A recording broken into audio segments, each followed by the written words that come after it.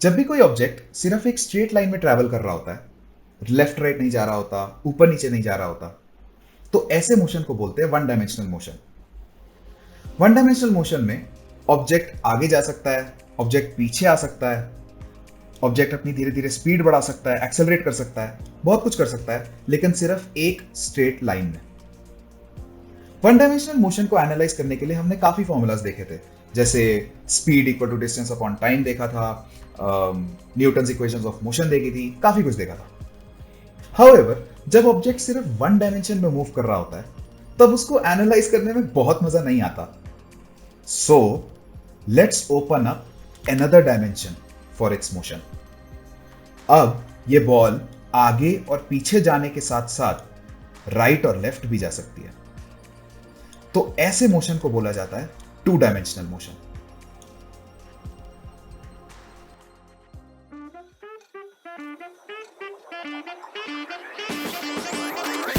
तो ऐसे केस में जब ऑब्जेक्ट्स का मोशन दो डायमेंशंस में हो रहा होता है, तब हमारी जो भी टेक्निक्स हमने वन डायमेंशनल एनालिसिस में लगाई थी, वो डायरेक्टली तो नहीं लगा सकते। हाँ, अगर थोड़ा दिमाग लगाएं तो कुछ हो सकता है। तो चलो ये देखते हैं कि टू डायमेंशनल मोशन को एनालाइज कैसे करते हैं और फील लेते हैं कंसेप्ट।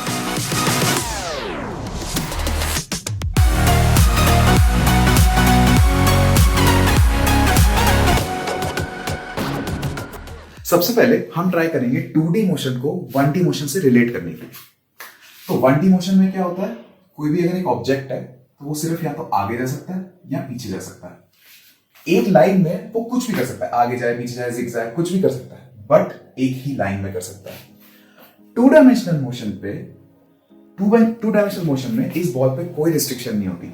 वो लाइन में वो कैसे भी ट्रैवल कर सकता है, इस प्लेन में कैसे भी ट्रैवल कर सकता है। ये जो सरफेस जो बनाई, जो प्लेन है इसके आसपास, उसमें कैसे भी ट्रैवल कर सकता है। अब ये तो हो गया एग्जांपल।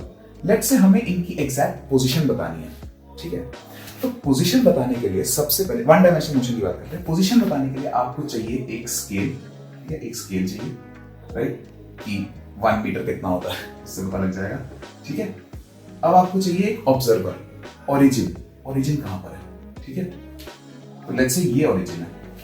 एंड आपको चाहिए एक साइन कन्वेंशन। साइन कन्वेंशन मतलब पॉजिटिव इधर दू के पॉजिटिव इधर दू। तो स्टैंडर्ड लेके चलते हैं, चीजें सिंपल रखते हैं, राइट पॉजिटिव, लेफ्ट नेगेटिव। आप उल्टा भी कर सकते हो, बट फिर आगे का सारा एनालिसिस फिर उस साइन कन्वेंशन के हिसाब से करना पड़ेगा। इसलिए स्टैंडर्ड रखते हैं, यहाँ +1 +2 +3 और यहाँ -1 -2 -3। तो ये ऑब्जेक्ट इस टाइम माइनस, लेट्स से यहाँ पर है -5, ओके, -5। तो ये ऑब्जेक्ट जो है ओरिजिन के रिस्पेक्ट में, ऑब्जर्वर के रिस्पेक्ट में -5 मीटर पे पड़ा हुआ है, ये प्लेस्ड है। टू डायमेंशंस में जब आपको पोजीशन बतानी होती है, तब आप स्केल नहीं, तब आपको एक ग्रिड यूज करना पड़ता है, ठीक है। आप एक ग्रिड यूज करोगे, ठीक है। एंड ग्रिड मतलब और बड़ी होगी। नेक्स्ट आपको चाहिए ऑब्जर्वर। ऑब्जर्वर कहां खड़ा है, लेट्स से ऑब्जर्वर यहां पर है, ओरिजिन, इसको हमने ओरिजिन मान लिया। साइन कन्वेंशन यहां पर दो यूज होंगी, एक होगा जो हॉरिजॉन्टल की साइन कन्वेंशन, एक होगी वर्टिकल की। हॉरिजॉन्टल में हम राइट पॉजिटिव, लेफ्ट नेगेटिव रखने की कोशिश करेंगे, एंड वर्टिकल में जो टॉप है वो पॉजिटिव और यहां नेगेटिव, नीचे नेगेटिव। तो इस केस में इस ऑब्जेक्ट की ओरिजिन के हिसाब से पोजीशन कितनी है, क्या है, कैसे बताओगे? आप बोल सकते हो 3 and -3, तो 3 and -3। पहले x बता दिया फिर y बता दिया, ऐसे कर सकते हैं। उल्टा भी कर सकते हैं, बट स्टैंडर्ड कन्वेंशन नहीं होते, पहले x बताओ फिर y बताओ, ठीक है। अगर आपको ग्रिड सिस्टम इतना पसंद नहीं है, तब आप वेक्टर भी यूज कर सकते हो। वेक्टर में आप क्या करोगे, ओरिजिन से लेकर इस बॉल तक एक वेक्टर बनाओगे, बॉल के सेंटर तक, एंड वो वेक्टर कैसा दिखेगा, 3i क्या -3j क्या। तो इस वेक्टर को बोलते हैं position vector, which means to dimensions में अगर आपको किसी ऑब्जेक्ट की पोजीशन बतानी है, तो या तो आप कोऑर्डिनेट से बता दो या पोजीशन वेक्टर यूज करके बता दो। नेक्स्ट, अब लेट्स से मुझे इस ऑब्जेक्ट की डिस्प्लेसमेंट निकालनी है वन डायमेंशंस में, ठीक है। तो लेट्स से ये ऑब्जेक्ट -5 से और पीछे जाके -8 पे चला गया, ठीक है। -5 से शुरू हुआ और -8 पे चला गया। तो डिस्प्लेसमेंट क्या होता है, change of position. Change of position क्या हुआ, final minus initial, final minus initial. ये हो गया -3 मीटर्स। ये हो गई इस ऑब्जेक्ट की डिस्प्लेसमेंट। लेट्स से ये ऑब्जेक्ट, अब हम बात करते हैं 2 डायमेंशंस की। लेट्स से ये ऑब्जेक्ट जो है ये 3,-3 पे था एंड ये डिस्प्लेस करते करते मूव करते करते चला गया 6,1 पे, लेट्स से, ठीक है। तो ये गया 3i कैप -3 j कैप, ये इनिशियल पोजीशन थी, और फाइनल हो गई 6i cap plus j cap, 1 j cap कैसे लिख सकते हैं। तो जो डिस्प्लेसमेंट हुई वो हुई 6i cap plus j cap minus 3i cap minus 3j cap. तो वो क्या, उसका आंसर क्या होगा? 3i cap plus 4j cap. ये हो गए डिस्प्लेसमेंट 2 डायमेंशंस में। अब बात करते हैं वेलोसिटी की। उससे पहले ये जान लो कि 1 डायमेंशन में अगर आप पोजीशन बता रहे हो तो आप उसको लेटर x से डिनोट करते हो, और 2 डायमेंशंस में जब आप पोजीशन वेक्टर बता रहे हो तो उसको आप r वेक्टर से डिनोट करते हो। x is letter in 1 dimension and r is used in 2 dimensions, which means जब डिस्प्लेसमेंट हुई थी तो ball went from x equal to -5 to x equal to -8, versus जब 2 डायमेंशंस में मोशन हुआ था then the ball moved from r equal to 3i cap minus 3j cap to r equal to 6i cap plus 6j cap plus j cap। Okay, बस ये variables कैसे use होते हैं। तो अब बात करते हैं वेलोसिटी की। वेलोसिटी का फॉर्मूला, वेलोसिटी 2 टाइप की होती है, एक होती है एवरेज वेलोसिटी, एक होती है इंस्टेंटेनियस वेलोसिटी। तो सबसे पहले एवरेज वेलोसिटी की बात करते हैं। एवरेज वेलोसिटी क्या होता है? Change in position upon time. ये हो total time taken, basically T total time taken, या डेल्टा टी भी लिख सकते हैं इसको, ठीक है। तो वेलोसिटी हो गया, एवरेज वेलोसिटी हो गया change in position upon total time.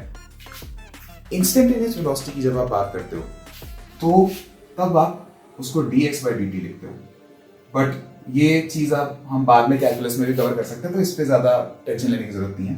ज्यादा टेंशन हो रही है तो मैंने एक वीडियो बनाई थी इंस्टेंटेनियस वर्सेस एवरेज वेलोसिटी की, तो वो जाके देख सकते हो, वरना इसको हम बाद में भी देख सकते हैं। अभी हम सिर्फ एवरेज वेलोसिटी की बात करते हैं। तो लेट्स से ये जो पोजीशन चेंज था -3 मीटर्स था, लेट्स से इसको 3 सेकंड्स लगे थे ये करने में, तो जो इसकी एवरेज वेलोसिटी हो गई बॉल की वो हो गई -3/3, यानी 1 मीटर पर सेकंड, सॉरी -1 मीटर पर सेकंड, साइन ध्यान से। लेट्स से अब 2D की बात करते हैं। लेट्स से यहां से यहां जाने में इस ऑब्जेक्ट को लगे 2 सेकंड्स, ठीक है। तो चेंज इन पोजीशन कितना हुआ? 3i cap plus 4j cap, यानी जो इसकी एवरेज वेलोसिटी हो गई, एवरेज वेलोसिटी वो हो गई 3i cap plus 4j cap divided by time कितना लगा? 2 सेकंड्स, यानी 1.5i cap plus 2j cap metre पर सेकेंड। ये हो गई उसकी average velocity. Instantaneous, again instantaneous velocity का फॉर्मूला होगा dr/dt, बट अगेन उस चीज को हम बाद में कैलकुलस में कवर कर लेंगे। तो ऐसे निकालते हैं वेलोसिटीज। अब तुम ये देख रहे हो, जब हमने पोजीशन, डिस्प्लेसमेंट, वेलोसिटी सब कुछ कंप्यूट किया, तो position is of the form something i cap something j cap, displacement is something i cap something j cap, velocity भी something i cap something j cap. तो ये चीज ध्यान रखना कि हर 2 डायमेंशंस में हर चीज के 2 कंपोनेंट्स होते हैं। फाइनली बात कर लेते हैं एक्सेलरेशन की। एक्सेलरेशन भी 2 टाइप्स की होती है, एवरेज एक्सेलरेशन और instantaneous acceleration.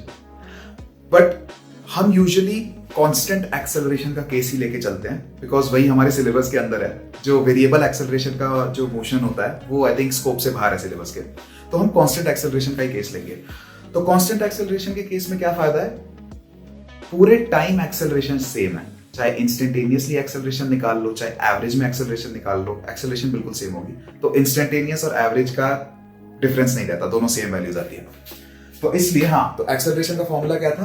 Change in velocity upon time, total time taken. So let's say 1D की बात कर रहे हैं, 2D में भी यही होता है, change in velocity upon total time.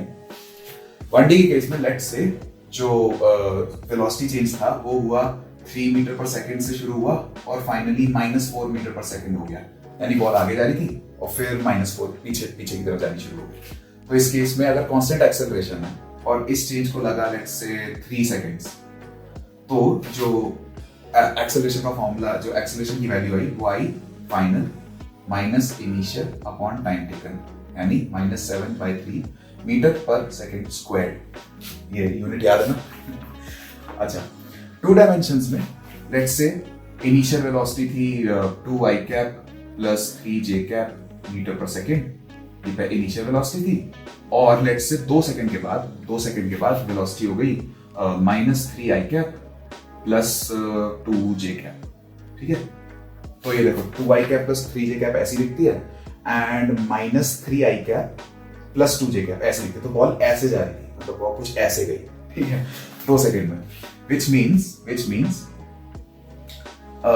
जो इस केस में एक्सेलरेशन की वैल्यू आएगी, average acceleration, instantaneous acceleration same constant है, इसलिए कांस्टेंट एक्सेलरेशन अगर है तो जो वैल्यू आएगी वो आएगी फाइनल माइनस इनिशियल, यानी final minus initial -5i cap minus j cap, final minus initial upon 2, यानी -2.5i cap minus 0.5j cap, unit same रहेगा मीटर पर सेकेंड स्क्वायर। तो ये ऐसे एक्सेलरेशन निकाली जाती है। तो अब आते हैं इस वीडियो के टर्निंग पॉइंट पे। सबसे पहले तो सिलेबस में सिर्फ कांस्टेंट एक्सेलरेटेड मोशन ही है, ठीक है, तो हम उसी को एनालाइज करेंगे। जब हमने 1D मोशन की बात करी थी तब न्यूटन की 3 इक्वेशन सामने आई थी, याद करो, v = u + at, ठीक है, s = ut + ½ a t² and v² = u² + 2as, याद होनी चाहिए इक्वेशंस। और ये इक्वेशंस लगाने से पहले साइन कन्वेंशन का ध्यान रखना जरूरी होता है। आपने अगर फिक्स कर दिया कि राइट पॉजिटिव लेफ्ट नेगेटिव, तो अगर राइट की वेलोसिटी है तो वो पॉजिटिव दी जाएगी और अगर लेफ्ट की वेलोसिटी है तो उसको नेगेटिव माना जाएगा। तो one dimensional motion constant acceleration के केस में ये 3 इक्वेशंस लगाई जा सकती हैं। बट अगर कांस्टेंट एक्सेलरेशन 2D में भी है तो क्या ये इक्वेशंस लगाई जा सकती हैं? 2D में कांस्टेंट एक्सेलरेशन कैसा दिखेगा? Let's say 2i cap plus 3j cap metre पर सेकेंड स्क्वायर, ये कांस्टेंट एक्सेलरेशन 2D में है हमारे पास लेट्स से ऑब्जेक्ट का। तब क्या ये इक्वेशंस लगाई जा सकती हैं? यही समझने के लिए तो सिमुलेशन बनाई है। सिमुलेशन में घुसने से पहले तुम्हारे लिए एक फूड फॉर थॉट। अभी के लिए भूल जाओ कि एक्सेलरेशन वेलोसिटी के हमने कोई फॉर्मूला पढ़े हैं। जस्ट इमेजिन एक बॉल है जो रैंडमली 2 डायमेंशंस में अपने मर्जी से कुछ भी घूम रही है, ठीक है। लेट्स से मैंने तुम्हें ये बताया कि 2 सेकंड के बाद ये बॉल का जो एक्स डिस्प्लेसमेंट था वो था 10 मीटर्स, ठीक है, एक्स डिस्प्लेसमेंट था 10 मीटर्स। क्या तुम इस इंफॉर्मेशन को यूज करके बता सकते हो कि वाई का डिस्प्लेसमेंट कितना होगा? नहीं ना। क्या तुम ये भी बता सकते हो कि वाई ऊपर की तरफ होगा कि नीचे की तरफ डिस्प्लेस हुई होगी बॉल? हाँ, अगर दोनों के बीच लेट्स से उसकी एक्स डिस्प्लेसमेंट और वाई डिस्प्लेसमेंट में हमने एक कंडीशन डाल दी है, एक डिपेंडेंसी डाल दी कि for every 2 meters that the ball moves in x direction, it also moves in plus y direction by 1 meter. इसका क्या मतलब है? जैसे वो 2 मीटर ऊपर गई, 2 मीटर आगे गई तो 1 मीटर ऊपर भी जाएगी, ठीक है। Which means जब वो 10 मीटर आगे जा चुकी होगी तब वो 5 मीटर ऊपर भी जा चुकी होगी, कुछ ऐसे चल रही होगी, है ना। बट ये हमने डिपेंडेंस बनाई है। क्या ये डिपेंडेंस जरूरी है? क्या x का डिस्प्लेसमेंट और y का डिस्प्लेसमेंट में कोई ना कोई डिपेंडेंसी जरूरी है, या वो ट्रूली इंडिपेंडेंट है? ऐसा कुछ हो सकता है क्या? इस आर्ग्यूमेंट का आंसर मैं तुम्हें सिमुलेशन के अंदर देने की कोशिश करता हूं। चलो अब हम इस बॉल को ऊपर से एनालाइज करते हैं। अभी बॉल ओरिजिन पे है, यानी उसका position vector 0i cap plus 0j cap है, और बॉल रेस्ट पे है, यानी उसकी velocity 0i cap plus 0j cap metre पर सेकेंड है। अब लेट्स से मैं इस बॉल को एक कांस्टेंट वेलोसिटी देता हूं 4i कैप, ठीक है, उसका j कैप अभी भी हमने 0 रखा है। लेट्स से मैं वेलोसिटी विजुअलाइज करवाता हूं येलो एरो से। तो अभी ध्यान से देखो, जो इसका वेलोसिटी है vx, जो 4i कैप है, क्योंकि वो हॉरिजॉन्टल डायरेक्शन में है इसलिए वो सिर्फ उसकी हॉरिजॉन्टल पोजीशन को इफेक्ट कर रहा है, उसकी वर्टिकल पोजीशन नहीं इफेक्ट हो रही है। ये तो ट्रिवियल है। अच्छा चलो अब देखो, इसको वापस रेस्ट पे लेके आता हूं। अब मैं इसको दोनों साइड वेलोसिटी दूंगा, ठीक है। जो रेड, उसका जो vy कंपोनेंट है वो रेड में दिख रहा है और जो vx कंपोनेंट है वो ग्रीन में दिख रहा है। 5i cap plus 5j cap, जो रिजल्टेंट है वो येलो में दिख रहा है।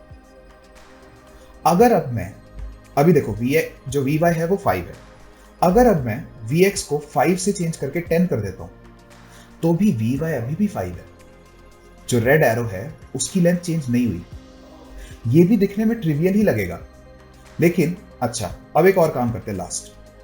लेट्स से अब मैं इस बॉल को एक कांस्टेंट हॉरिजॉन्टल एक्सेलरेशन दूंगा राइट की डायरेक्शन में।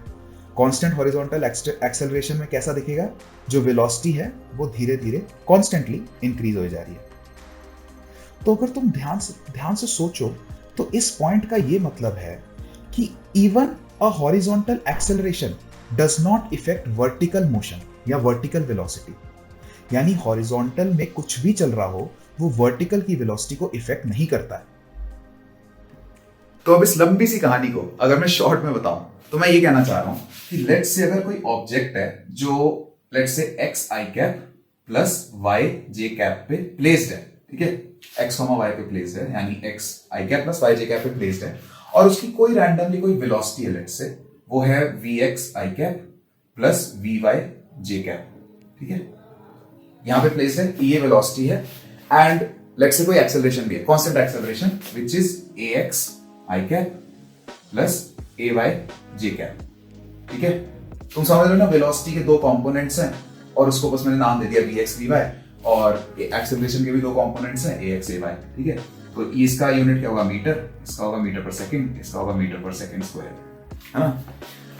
तो हमने ये देखा कि वी एक्स एक्स को इफेक्ट करता है बट वाई को नहीं छेड़ता, ठीक है। वी वाई एक्स को इफेक्ट नहीं करता, वी वाई सिर्फ वाई को चेंज करता है। सिमिलरली ए एक्स सिर्फ वी एक्स को चेंज करेगा, ए एक्स वी वाई को इफेक्ट नहीं करेगा, ए वाई वी एक्स को इफेक्ट नहीं करेगा, ए वाई वाई को इनडायरेक्टली इफेक्ट करेगा बट ए आई एक्स को इफेक्ट नहीं करेगा, ए एक्स वाई को इफेक्ट नहीं करेगा। और तुम समझ रहे हो मैं क्या कहने की कोशिश कर रहा हूँ, बट मुझे ये भी पता है कि तुम्हारे दिमाग में ही चल रहा होगा कि भाई पॉइंट पे आना, कहना क्या चाहते हो। कहना मैं ये चाहता हूं कि अगर एक्स वी एक्स और ए एक्स ये जो तीनों हैं ये आपस में चिल हैं, और वाई वी वाई और ए वाई ये आपस में चिल है, एक ये इनको इफेक्ट नहीं करते, ये इनको इफेक्ट नहीं करते, इसका क्या मतलब है, इसका ये मतलब है कि अगर एक टू डायमेंशनल मोशन है, uh two dimensional motion is nothing but two separate independent one dimensional motions each happening in their own dimensions. एक एक्स में चल रहा है इंडिपेंडेंट वन डी मोशन, एक वाई में चल रहा है इंडिपेंडेंट वन डी मोशन। इसको मैं तुम्हें सिमुलेशन से विजुअलाइज करके भी दिखाता हूं। तो अब हम बढ़ते हैं इस सिमुलेशन के सबसे एडवांस पार्ट पे। यहां पर अब मैं इस बॉल को कोई भी रैंडम ट्रेजेक्ट्री दे सकता हूं, एंड जब ये बॉल इस ट्रेजेक्ट्री पे चल रही होगी तब हम देखेंगे कि कैसे ये जो इसका टू डायमेंशनल मोशन है ये बस दो इंडिपेंडेंट वन डायमेंशनल मोशंस का कॉम्बिनेशन से बना है, एक जो एक्स एक्सिस में हो रहा होगा और एक वाई एक्सिस पे हो रहा होगा। देखो,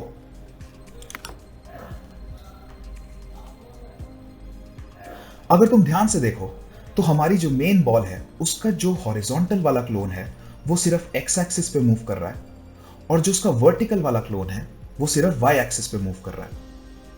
बट इन दोनों का जो कॉम्बिनेशन है वो हमारे को हमारा फाइनल टू डायमेंशनल ट्रेजेक्ट्री दे रहा है। अब लेट्स से यहां मैं एक और रैंडम ट्रेजेक्ट्री बनाता हूं और उसको विजुअलाइज करता हूं।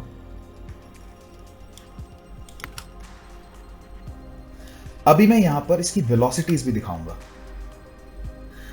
इस टाइम सिमुलेशन थोड़ी कॉम्प्लिकेटेड तो हो गई है, बट इससे तुम ये सीख सकते हो कि टू डायमेंशनल मोशन अपने आप में तो कॉम्प्लिकेटेड हो सकता है, लेकिन अगर आप उसकी पोजीशन को एक्स और वाई में तोड़ पाए और उसकी वेलोसिटी को भी एक्स और वाई में तोड़ पाए, जैसे यहां पर ग्रीन और रेड में हो रहा है, एंड कल को उसकी एक्सेलरेशन को भी एक्स एंड वाई में तोड़ पाए, तो आपके लिए एनालिसिस बहुत सिंपल हो जाएगा।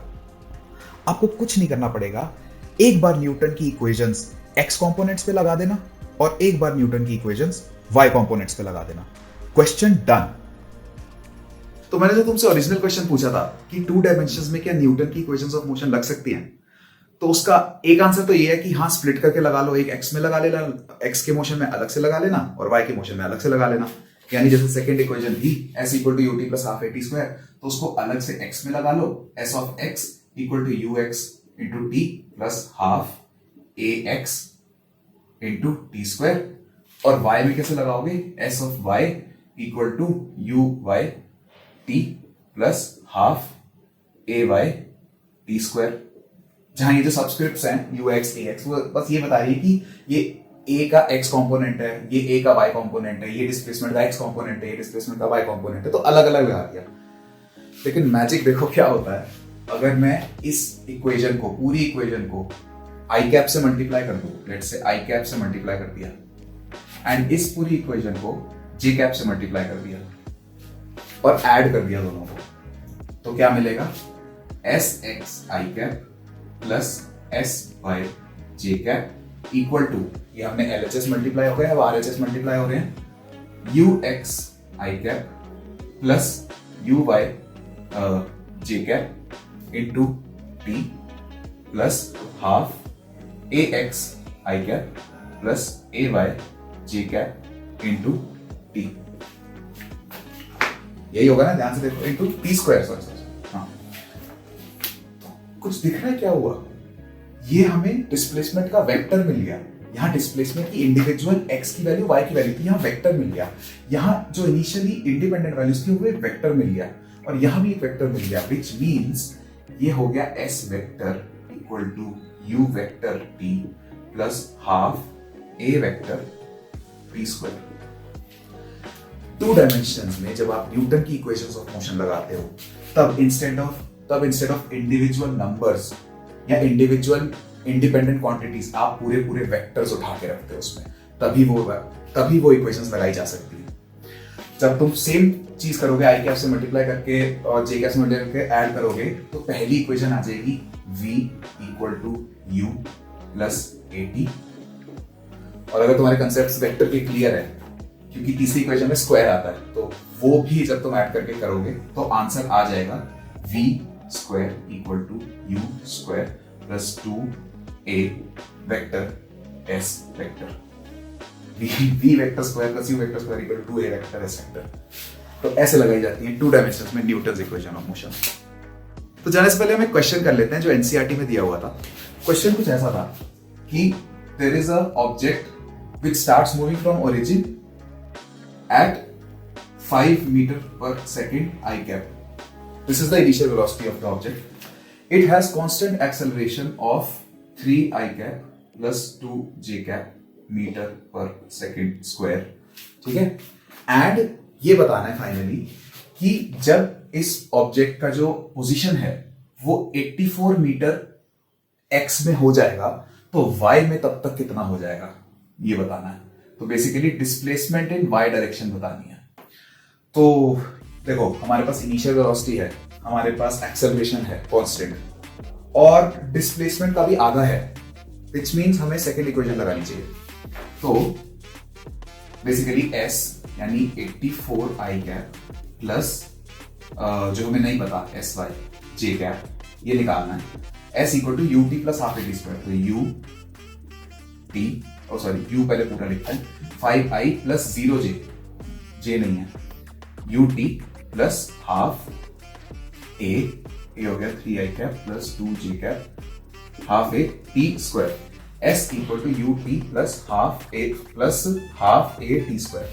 ठीक है, अब हमें पता है कि i और j एक दूसरे को डिस्टर्ब नहीं करते, विच मीन्स ये दो इंडिपेंडेंट इक्वेशंस है ना, i वाली अलग और j वाली अलग, which means 84 equal to 5t plus 3/2 मतलब 1.5 t स्क्वायर, एंड जो y में है, जो j में है सॉरी, वो है sy इक्वल टू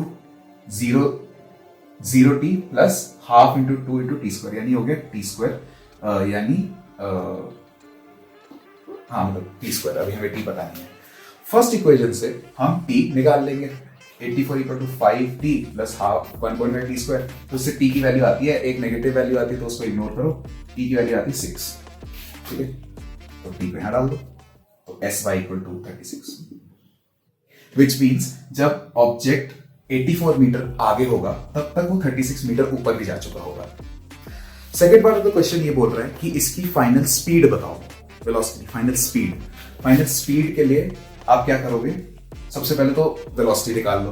तो वेलोसिटी कैसे निकालोगे, जो फर्स्ट इक्वेशन थी v equal to u plus a t, अब हमें सब पता है, u हमारे पास है, a हमारे पास है, t हमारे पास अब आ गया। ठीक है, तो आप क्या करोगे, इससे कुछ निकालोगे, इससे कुछ आएगा vx I cap plus vy j cap, ये इस टाइप की वेलोसिटी आपके पास आ जाएगी। तो स्पीड आंसर देना है, स्पीड के लिए क्या करोगे, उसका मैग्नीट्यूड निकाल लोगे, vx square plus vy square, इससे आपका आंसर आ जाएगा। तो आई होप तुम्हें ये वीडियो पसंद आई होगी। हर वीडियो के साथ मैं ये ट्राई करता हूं कि कंसेप्ट्स को और बेटर विजुअलाइज करवा सकूं और सिमुलेशंस को थोड़ा और सुंदर बना सकूं। कोई भी डाउट्स आए तो नीचे कमेंट्स में पूछना, मैं बिल्कुल आंसर करूंगा। और हम मिलते हैं अगली वीडियो में।